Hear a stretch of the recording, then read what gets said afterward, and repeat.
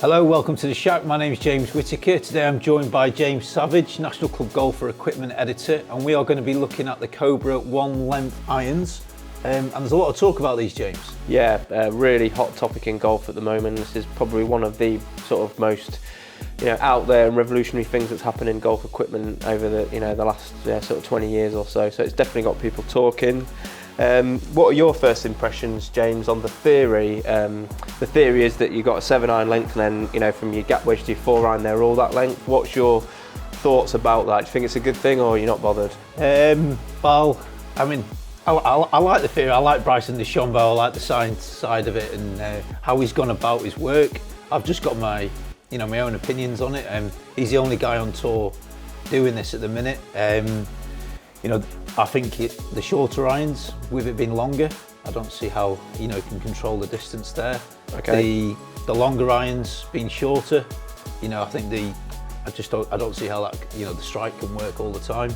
So you think that you're maybe going to get a wider sort of front to back dispersion possibly in the shorter irons, and then in the longer irons you think they're going to maybe lose a little bit of distance because the swing club head speed's going to be down? Yeah, if you've got a pitching wedge or a gap wedge that's longer, your dispersion's got to increase.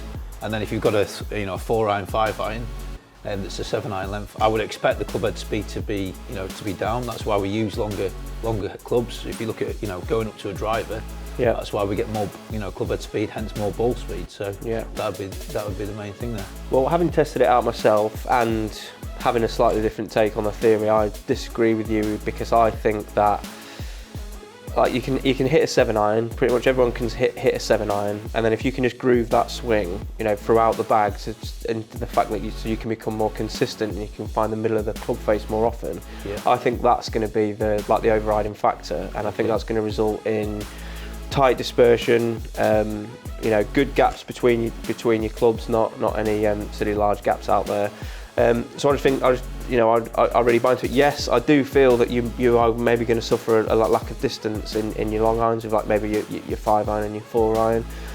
But what Cobra have done is they have put different weights and technologies in there to try and counteract, and that's the interesting thing that really I want to see today is what happens when you get into those longer irons. I think that most players will be okay from pitching wedge up to 7, and it's when 6, 5, 4-iron. But do you not think everything's just going to be really close together?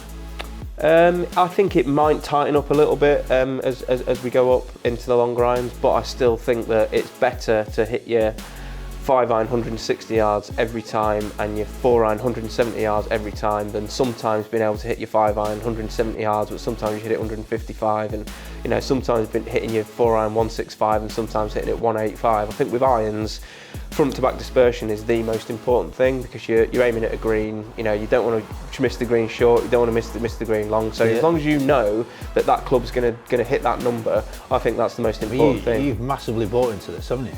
Well, I've tested it out. I've tested it out myself. Yeah, are they in your bag yet?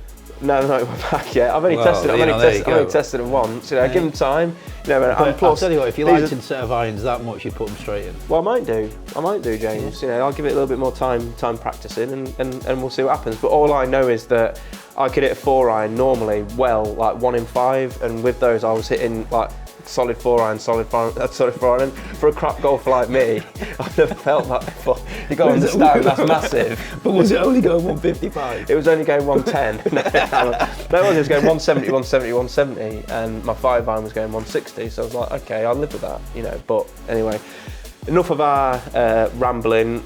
We want our anonymous big hitter to test these out. He's the man for the job. These are proper golf clubs, forged golf clubs. He's a good player. He's got a bit of a bad back, but I still think he's going to give us a good test today, hitting all these and hitting his clubs, and we can analyse the data. Okay, let's have a look. Right then, guys, so just a little reminder, working through the bag in his own clubs, gap wedge to 4-iron in his own, then moving into the 1 length, so get on with it, come on. It's cold. It is cold today, isn't it? I know. I do like your shoes though, I think they're very smart. Yeah, they're a nice one from Nike. Shouldn't mention that too much, should I? Right, make good shoes. Right, we're away.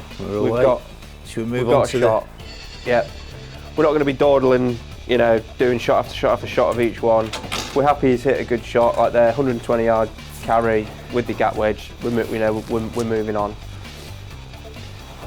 Just a little bit about when I tested these out myself. These exact same clubs. I got on with it really well. A little bit extra carry in the shorter irons, but after I got from 7-iron onwards, I found it nice and easy to carry and swing. When I was hitting my own irons, this is pathetic, I know, but from 7-iron onwards, I actually started to find it quite difficult. But with the one length, I just all the way up to 4-iron, I still enjoyed it. You know, wasn't working too hard, and you know, my consistency was really good. Shot. Yeah, good shot. That's fine. So that's. So they were good clubs then. You enjoyed them? Yeah, I did. I mean, for me personally, the Forged One for a 17 handicapper, and not the iron that I would expect to use. I think I'd have more success with the F7, with their, you know, kind of progressive technologies in the heads, with a little bit more assistance in the longer irons.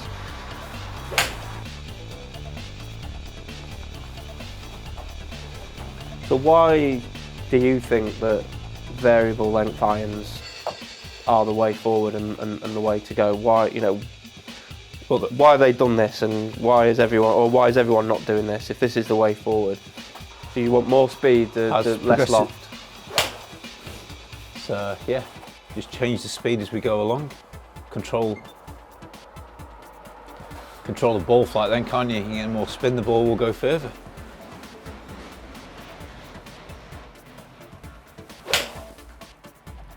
It's good.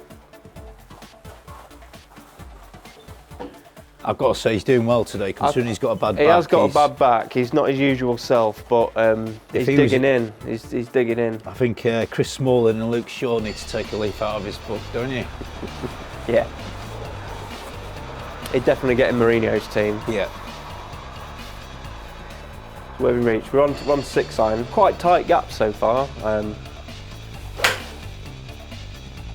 think we've seen. Oh dear. Oh, not seen that for a while, have we? No.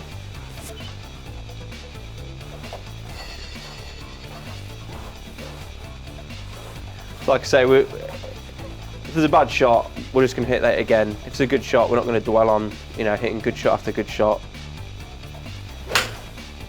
Beautiful. Oh. Beautiful. Would you possibly expect, as he gets up into the longer irons with his own clubs, the gaps to get bigger? The dispersion's going to get bigger, isn't it? Because the club gets longer, so he's going to stand further away. I mean, sort of like we're seeing quite tight between pitch and wedge 9-8, for example, but say between 7-6, between 6 and 5. Do you think that would be bigger, or do you think that would still stay similar? Should stay. I mean, you're always looking around 10 to 12 yard gap, aren't you? 10 to 12, yeah. That's kind of what you'd fit for. Yep. So. You'd always be looking for something around that.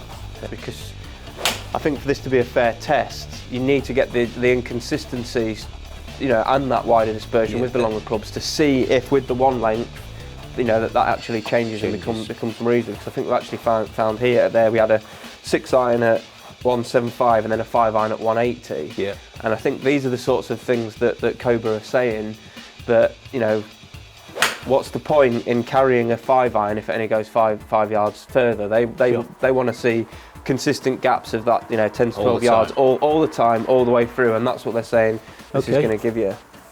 All right, should we move on then to the Cobra? Okay, so we've made a note of those. So interesting numbers there. Just a reminder that the one length clubs we're using here are the Cobra Forged One. These are the clubs that Bryson DeChambeau uses. They're quite a sleek sort of bladed style club, but they have got progressive sort of technologies in there and different weighting in the heads to try and compensate for that possible loss of distance as you go up into the longer irons. He's giving me some sign language here. I'm what's starting to feel a bit saying? I think he wants some more balls. We'll have to call out for some pellets. Right, this is one length gap wedge. When you first start hitting these, like this, that's a long shaft and a gap wedge. So I think it'd be natural to maybe hit the ground, you know, first to fat it on your first one. I think that's completely understandable. Okay, so the P wedge.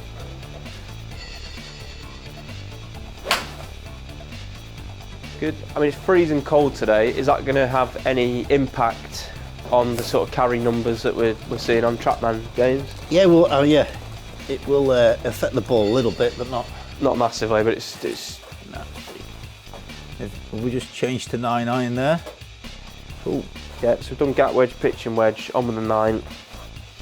So I had to get the balls. The stage crew are still having a fag break, I think. I know. Drinking coffee. Where's our coffee? Shot. Impressive so far. I mean, I'd be pretty sceptical of this theory, but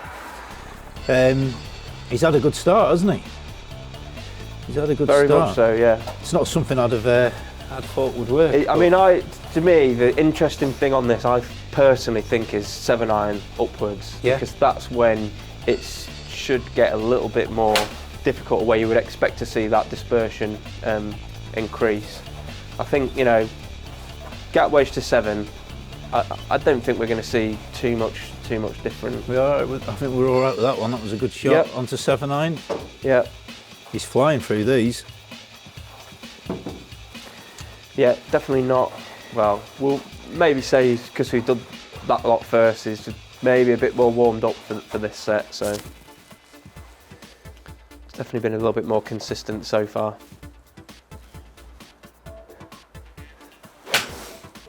Shot. The new FootJoy shoes on. They are, yeah. Nice. Available in February. Well, you've been somewhere nice. Portugal. Portugal. Yeah. Humble. Yeah. It's Lovely, all right for some, isn't it, eh? Where are you off to? Sorry. Get away, just as it's getting cold. So here we move on to the 6 iron. Now this is where I think it's going to get interesting. That's a nice shot. Nice ball flight there.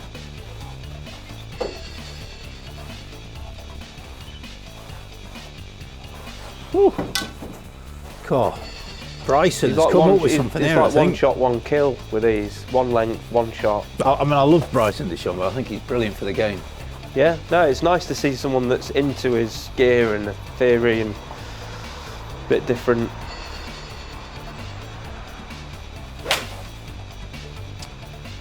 I think that was the bad back, don't you? Oh, yeah. Oh. And also, moving into the longer irons, it's not as easy to hit. Off the toe, wasn't it? Yeah, just squirted off a little bit.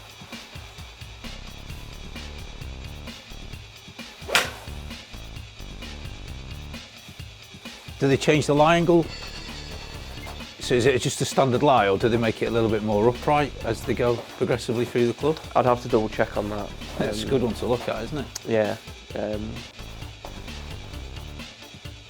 I know they definitely changed with like the head weight, the swing weights. It's a good shot. So straight away, what we've kind of seen there is a couple of shots with the 5 iron to get a good shot. To find the centre, wasn't it? Yeah, which with the other clubs, it wasn't there.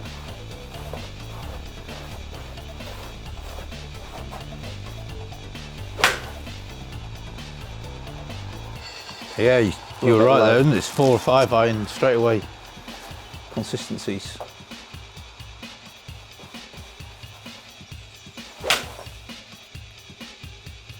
But what's good about this test is with someone who's hitting it properly, is I actually think that, potentially, particularly with these clubs, that the better player is going to benefit possibly even more. Right then, I think we're done.